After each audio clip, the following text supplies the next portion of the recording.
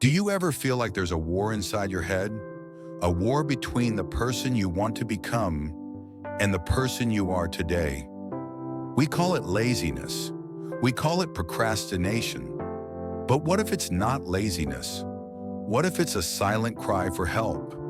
From a mind that is simply tired of fighting itself? In a village where mist clings to the trees like old memories, lived a young man named Elias. Elias was a weaver.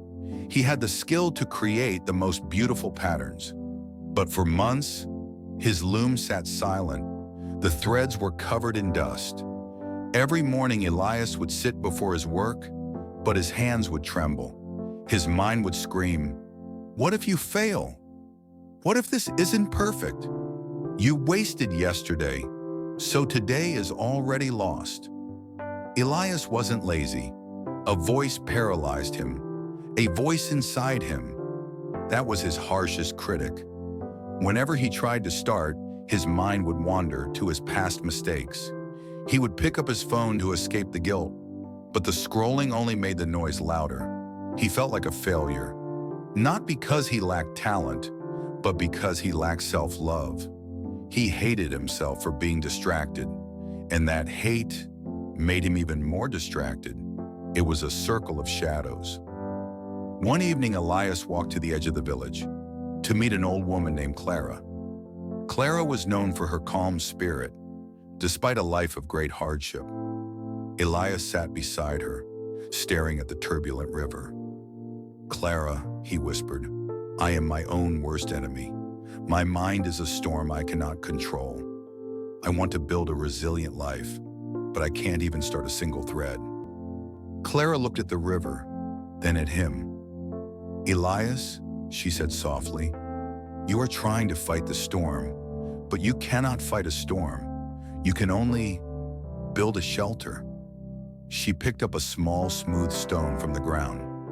"You procrastinate because you are afraid of your own judgment.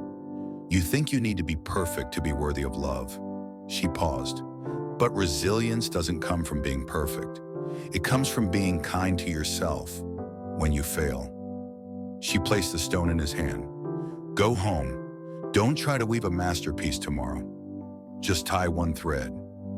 One. And then forgive yourself for the rest of the day." Elias stared at the stone. Those words, they settled into him like rain into dry earth. That night, Elias didn't judge himself for the wasted months. He looked at his hands and said, "It's okay. We start small today." He walked to his loom, picked up one blue thread, and tied it. Just one. A strange thing happened. The inner critic went silent, because when the step is small enough, fear has no room to breathe. The next day, he tied another thread, then another, day by day, 1% at a time. Elias returned to his loom, not with the pressure to be great, but with the grace to be human. He realized something powerful. A resilient mind isn't one that never breaks.